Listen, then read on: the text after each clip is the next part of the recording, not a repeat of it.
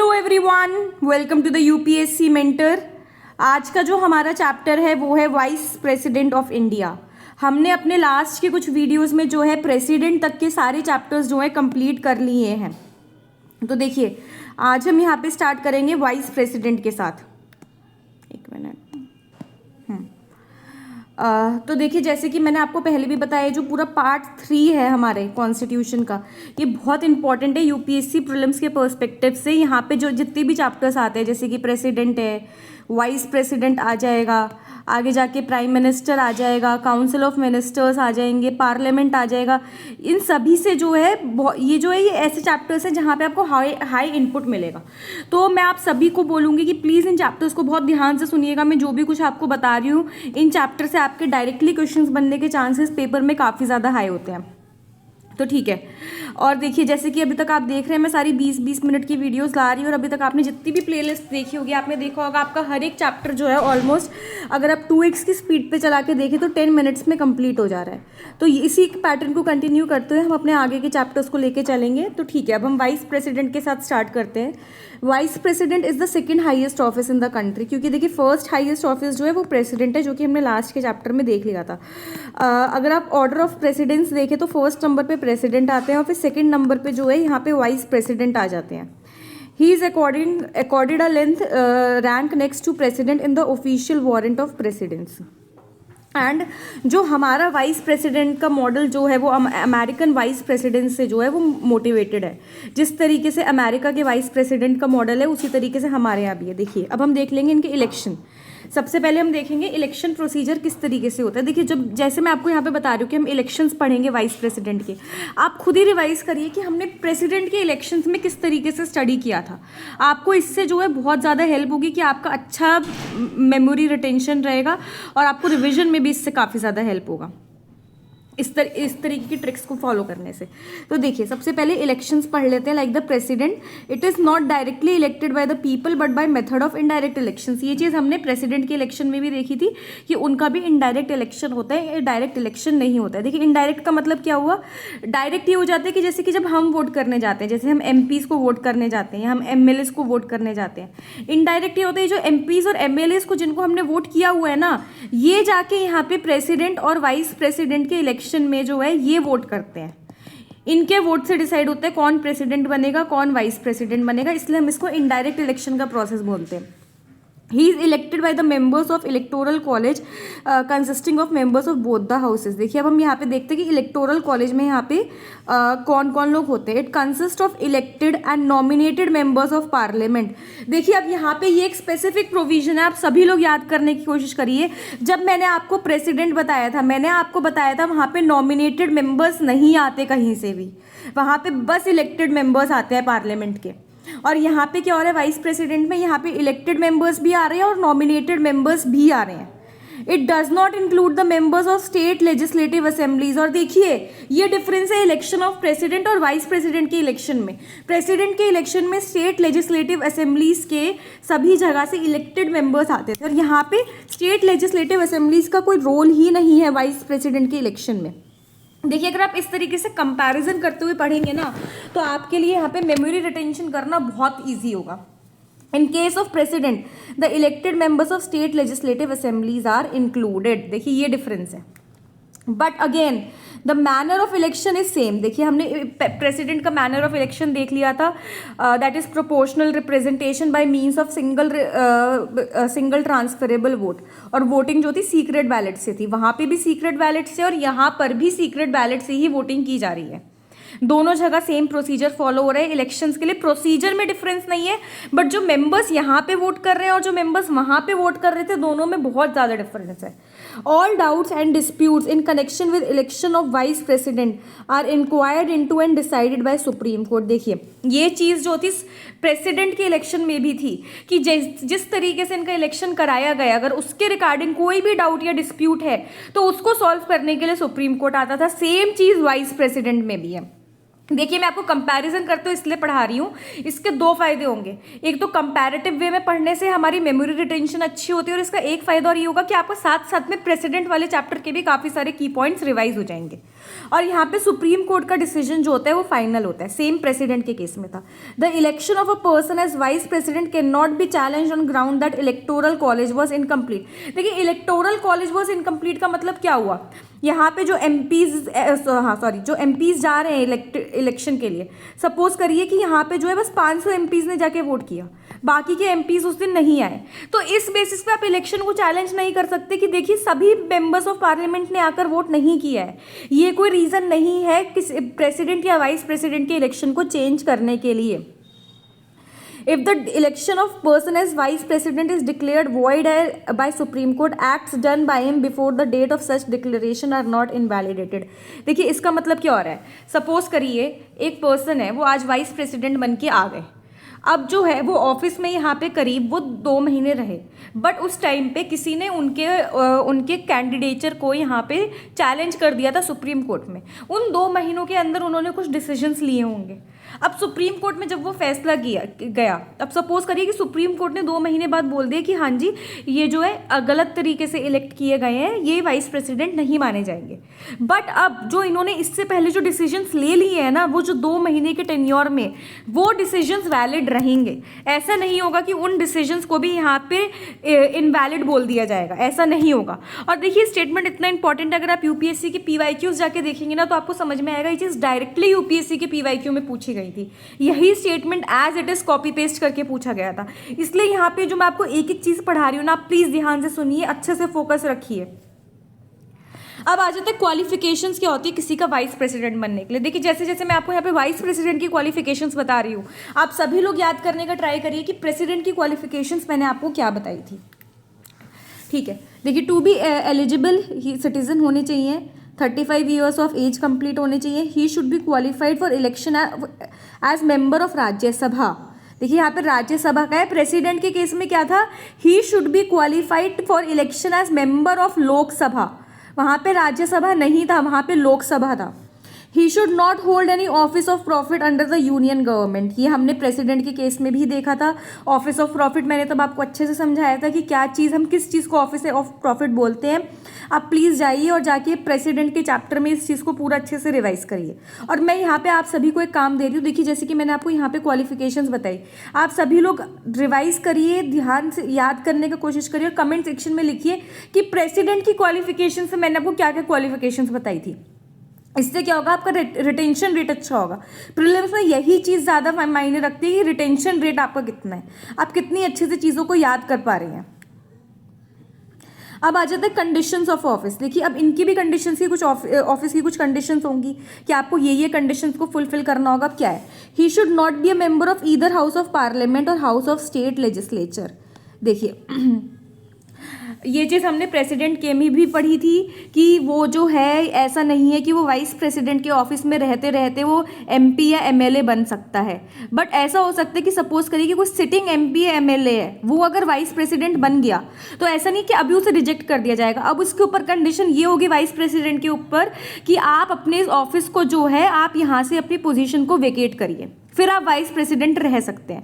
अगर किसी sitting MP या एमएलए अगर वो वाइस प्रेसिडेंट बन जाता है और अगर वो अपनी पोजीशन को as MP and MLA vacate नहीं करता तो उसको वाइस प्रेसिडेंट की पोजीशन उससे ले ली जाएगी। If any such person is elected vice president, he is deemed to have vacated his seat in the house on the date on which he enters upon his office as vice president। यही जो है पूरा point मैंने आपको ऊपर अच्छे से explain कर दिया है। He should not hold any office of profit, जो मैंने आपको पहले भी बता दिया था कि ऑफिस ऑफ प्रॉफिट नहीं होना चाहिए। अब आ जाता है टर्म ऑफ ऑफिस क्या होता है कि कितने टाइम के लिए जो ऑफिस होल्ड कर सकते हैं। देखिए जनरली प्रेसिडेंट का भी हमने देखा था कि 5 साल का टर्म होता है, सेम वाइस प्रेसिडेंट का भी इन जनरल कंडीशंस 5 साल का ही टर्म होता है। The president holds office for a term of 5 years from the date on which he enters his office. However, he can resign from his office at any time by giving his resignation letter to president। ठीक है guys, अब आप सभी लोग जल्दी जल्दी revise करने का ट्राई करिए कि प्रेसिडेंट को जब अगर रिजाइन करना होता था तो प्रेसिडेंट अपना रेजिग्नेशन लेटर किसको देते थे। मैंने आपको ये लास्ट लेक्चर में बताया था, प्रेसिडेंट अपना रेजिग्नेशन लेटर जो है यहाँ पे वाइस प्रेसिडेंट को देते हैं। और वाइस प्रेसिडेंट को अगर रेजिग्नेशन लेटर देना होगा तो वो प्रेसिडेंट को देंगे, एक वाइस वर्सा प्रोसेस चल रहा है। He can also be remove from the office before completion of his term. देखिए ये तो है कि वो खुद से रिजाइन कर रहा है, मैं खुद किसी को जाके बोल रही हूँ कि नहीं मुझे अब यहाँ पे काम नहीं करना, और एक है कि किसी को निकाल दिया जा रहा है, वाइस प्रेसिडेंट को ऑफिस से निकाल दिया जा रहा है। उसकी कंडीशंस क्या क्या है देखिए, यहाँ पे सबसे पहली बात तो एक फॉर्मल इम्पीचमेंट प्रोसेस नहीं होती, जैसे कि प्रेसिडेंट के केस में हमने पूरा एक इम्पीचमेंट प्रोसेस पढ़ा था कि उन्हें इम्पीच किस तरीके से किया जाता है। वाइस प्रेसिडेंट के केस में कोई भी फॉर्मल इम्पीचमेंट प्रोसेस नहीं होती। He can be removed by a resolution pass by majority of the then members of Rajya Sabha. देखिए बेसिकली यहाँ पे सिंपल मेजॉरिटी से जो है राज्यसभा को पास करना है रेजोल्यूशन, एंड उस रेजोल्यूशन पे जो है लोकसभा को फिर एग्री करना है। यहाँ पे स्पेशल मेजॉरिटी की भी जरूरत नहीं है। This means that resolution should be passed by Rajya Sabha by an effective majority and Lok Sabha by a simple majority. It must be noted here that the effective majority in India is only a type of special majority and not a separate one. Sorry मैंने आपको ऊपर थोड़ा सा गलत बता दिया था। यहाँ पे राज्यसभा को जो है, क्योंकि राज्यसभा के ही वो मेंबर होते हैं, वाइस प्रेसिडेंट जो होते हैं, राज्यसभा को स्पेशल मेजॉरिटी से करना पड़ेगा इन्हें इम्पीच। फॉर्मल इम्पीचमेंट प्रोसेस नहीं है, बट एक तरीके से आप मानिए कि उन्हें हटाने के लिए यहाँ पे वोटिंग होनी चाहिए। अगर स्पेशल मेजॉरिटी से हो गई और लोकसभा के पास फिर वो बिल जाएगा और लोकसभा का जो है सिंपल मेजॉरिटी से इन्हें हटाना होगा। Further this resolution can be introduce only in the Rajya Sabha and not in the Lok Sabha. देखिए जो इंट्रोड्यूस किया जाता है रेजोल्यूशन वो सबसे पहले राज्यसभा में आएगा। इसका आप सिंपल सा रीजन समझ सकते हैं, क्योंकि यहाँ पे प्रेसिडेंट जो है वो राज्यसभा के मेंबर है, तो राइट जो है यहाँ पे राज्यसभा को दिया गया है कि सबसे पहले रेजोल्यूशन जो है वहीं से इनिशिएट होगा। No such resolution can be moved unless at least 14 days advance notice has been given. ये चीज़ प्रेसिडेंट के केस में भी थी कि 14 डेज का एडवांस नोटिस देना पड़ता है ऐसा कोई भी रेजोल्यूशन मूव कराने के लिए। Notably no ground has been mentioned in the constitution for his removal.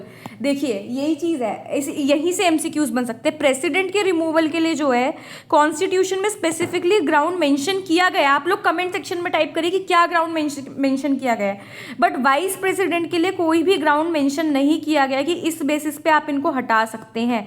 ये पेपर में जो है इसी तरीके से कंपैरेटिव फॉर्म में आपसे एमसीक्यू पूछा जा सकता है that constitution has mentioned grounds for the removal of vice president of India, तो ये आपका रॉन्ग स्टेटमेंट हो जाएगा। आपको इस तरीके से इन चीज़ों को समझते हुए चलना होगा। ये जो मैं यहाँ पे आपको एक एक लाइन बता रही हूँ ना, एक एक लाइन से आपके पेपर में डायरेक्टली क्वेश्चन बन सकता है, तो प्लीज़ इस सब पे ध्यान दीजिए। अब आ जाते हैं वैकेंसी इन ऑफिस। जो चीज़ मैंने बोला था कि इनके ऑफिस में वैकेंसी कैसे आ सकती है, on the expiry of his term of 5 year, जब 5 साल पूरे हो चुके हैं, फिर इन्होंने रेजिग्नेशन दे दिया। अब रेजिग्नेशन किसको दे रहे हैं? प्रेसिडेंट को दे रहे हैं। इन्हें रिमूव कर दिया गया है। रिमूव कैसे किया जा रहा है? जैसे कि हमने पीछे देखा था, पहले राज्यसभा यहाँ पे स्पेशल मेजॉरिटी से बिल पास करेगी, फिर लोकसभा सिंपल मेजॉरिटी से पास करेगी। अगर इनकी डेथ हो जाती है तो भी ऑफिस वेकेट हो जाता है। Otherwise for example when he becomes disqualified, disqualification का हमने देखा था कि सुप्रीम कोर्ट का डिसीजन जो होता है फाइनल एंड बाइंडिंग होता है। अगर इन्हें डिस्क्वालीफाइड बोल दिया गया तो उस टाइम पे भी इनका ऑफिस जो है यहाँ पे वेकेंट हो जाता है। When the vacancy is going to be caused by expiration of the term, the sitting vice president, an election to fill the vacancy must be held before the expiration. देखिए जब expiry होने वाली है 5 साल की, आप मानिए कि कोई वाइस प्रेसिडेंट हैं, उनकी मई 2025 में उनके टेन्योर की वैकेंसी होने वाली है। अब ये नहीं है कि उनकी वैकेंसी, उनका टेन्योर ख़त्म होने के बाद इलेक्शंस कराए जाए। प्रोसीजर ये होता है, उनका टेन्योर अगर 1 मई 2025 को ख़त्म हो रहा है तो उससे पहले ही इलेक्शन करा दिए जाएँ और हमें पता हो कि हमारा नेक्स्ट वाइस प्रेसिडेंट कौन होने वाला है। ये इसलिए कराया जाता है ताकि हमारा यहाँ पे जो ऑफिस है ऑफ वाइस प्रेसिडेंट वो कभी भी वेकेंट ना रहे, क्योंकि सेकंड हाईएस्ट ऑफिस है। ये चीज़ लाइक कॉन्स्टिट्यूशन के लिए भी एक अच्छी बात नहीं कि हमारे वाइस प्रेसिडेंट का ऑफिस कभी भी वेकेंट रहे, इसलिए ये चीज़ को रखा जाता है कि इलेक्शन पहले करा दिया जाए। If the office falls vacant by resignation, removal, death और otherwise, then the office elections to fill the vacancy should be held as soon as possible. क्योंकि देखिए हमें वाइस प्रेसिडेंट के ऑफिस को वेकेंट नहीं रखना है, इसलिए जितनी जल्दी इलेक्शंस कराए जा सकते हैं उतनी जल्दी कराइए। The newly elected vice president remains in office for a full term of 5 year from the date from which he assumes charge. देखिए अगर जो अभी प्रेसिडेंट सर्व कर रहे थे, सपोज करिए उन्होंने बस 2 साल सर्व किया और वो रिज़ाइन कर दिया, और अब जो नए वाइस प्रेसिडेंट आएंगे इलेक्ट होकर, ऐसा नहीं है कि उन्हें बस अब 3 साल का टेन्योर मिलेगा, क्योंकि हम सोचे कि 5 साल का टोटल टेन्योर होता है। अब नए वाइस प्रेसिडेंट को जो है पूरा 5 साल का टेन्योर मिलेगा। जबकि यूएस में ऐसा नहीं होता। यूएस में अगर इस तरीके से कुछ हो कि वाइस प्रेसिडेंट को बीच में रिजाइन करना पड़ जाए तो नए प्रेसिडेंट को बस रिमेनिंग टर्म मिलता है, और हमारी कंट्री में ऐसा नहीं होता। नए प्रेसिडेंट को पूरा उतना ही टर्म मिलेगा 5 साल का। अब देखिए, अब हम देख लेंगे कि इनके पावर्स एंड फंक्शंस क्या हैं वाइस प्रेसिडेंट के। The functions of vice president are two fold. सबसे पहले एक्स ऑफिशियो चेयरमैन है राज्यसभा के। ये इनका सबसे इंपॉर्टेंट फंक्शन होता है। जो भी हमारे वाइस प्रेसिडेंट होते हैं वो अपने आप एक्स ऑफिशियो चेयरमैन बन जाते हैं। एक्स ऑफिशियो मतलब क्योंकि आप वाइस प्रेसिडेंट हैं इसलिए आप चेयरमैन ऑफ राज्यसभा हैं। कोई और पर्सन राज्यसभा का चेयरमैन नहीं बन सकता वाइस प्रेसिडेंट के अलावा। In his capacity his powers and functions are similar to those of speaker of Lok Sabha. देखिए, जैसे कि स्पीकर ऑफ लोकसभा यहाँ पे हेड करता है हाउस को, उसी तरीके से वाइस प्रेसिडेंट जो है वो एक तरीके से राज्यसभा को हेड करते हैं क्योंकि वो वहाँ के चेयरमैन हैं। He resembles the American vice president who also acts as chairman of Senate, the upper house.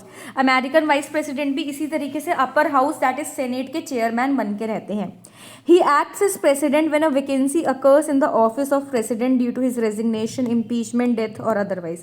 देखिए, अगर प्रेसिडेंट के ऑफिस में कोई डेथ हो गई है, इम्पीचमेंट, रेजिग्नेशन, किसी भी रीजन से अगर प्रेसिडेंट का ऑफिस वेकेंट हो चुका है तो उस टाइम पे ये वाइस प्रेसिडेंट की फर्स्ट ड्यूटी होती है कि वो जाके प्रेसिडेंट का office संभालें।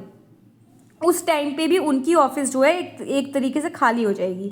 He can act as president only for a maximum period of 6 months within which new president has to be elected. देखिए, अगर प्रेसिडेंट का ऑफिस किसी भी रीजन से वेकेंट भी हो चुका है तो उस प्रेसिडेंट के ऑफिस को फिल करने के लिए मैक्सिमम 6 months है। 6 months के अंदर अंदर आपको इलेक्शंस कराने ही कराने होंगे। तो इसलिए वाइस प्रेसिडेंट जो है इस तरीके से प्रेसिडेंट बनने का जो इनके लिए प्रोसीजर है बस 6 months के लिए अवेलेबल है। उसके बाद ये वापस आ जाते हैं अपनी वाइस प्रेसिडेंट की पोजीशन के लिए। Further when sitting president is unable to discharge his functions due to absence, illness or any other cause, the vice president discharges his function until president resumes his office. देखिए, अगर आप मानिए कि president जो है अगर अभी इल है, उनको कोई सीरियस इलनेस हो गई है, उन्होंने रिजाइन नहीं किया है या उनका ऑफिस वेकेंट नहीं है, बट वो अपने फंक्शंस को डिस्चार्ज नहीं कर पा रहे हैं, तो उस टाइम पे उनके फंक्शंस को डिस्चार्ज करने की ड्यूटी भी एक तरीके से वाइस प्रेसिडेंट के ऊपर ही होती है। तो बेसिकली जब भी प्रेसिडेंट अवेलेबल नहीं होंगे उस टाइम पे वाइस प्रेसिडेंट आके उनकी सभी ड्यूटीज को फुलफिल करते हैं। While acting as president or discharging the function of president, the vice president does not perform the duties of chairman of राज्य सभा। देखिए, इस टाइम पे इन्हें चेयरमैन की ड्यूटी को यहाँ पे परफॉर्म नहीं करना है अगर ये प्रेसिडेंट की ड्यूटी को फुलफिल कर रहे हैं।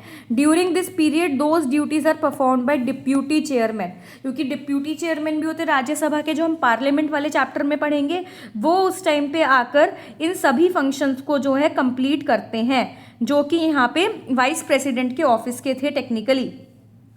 ठीक है, अब हम इसके साथ ही जो है अपने नेक्स्ट टॉपिक के ऊपर चलते हैं।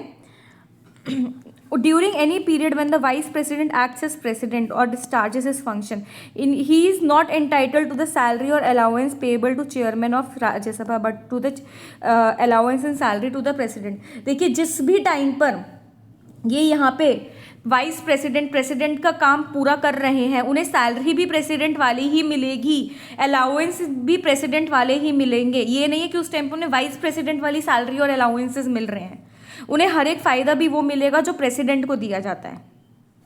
अब देखिए, इसी तरीके से जो है यहाँ पे पूरा जो वाइस प्रेसिडेंट का चैप्टर है मैंने आपको डिटेल में कवर करा दिया है। यहाँ पे जितने भी इंपॉर्टेंट फीचर्स हैं आपके प्रीलिम्स के पर्सपेक्टिव से सब कुछ कवर कराया है। आप बार बार इस चैप्टर को देखिए 2x की स्पीड से 3 से 4 बार रिविजन करिए और फिर आप इससे जो आपको ऑलमोस्ट श्योर हो जाएगा कि पेपर में जितने भी लक्ष्मीकांत से डायरेक्टली क्वेश्चन आएंगे वो आपके पक्का सही होंगे। अब हम आपसे कल मिलेंगे प्राइम मिनिस्टर के चैप्टर के साथ, तब तक आप पूरी प्लेलिस्ट जाके चेक करिए और जितने भी लक्ष्मीकांत के चैप्टर्स मैंने अभी तक कंप्लीट करा दिए सभी को रिवाइज करिए अच्छे से।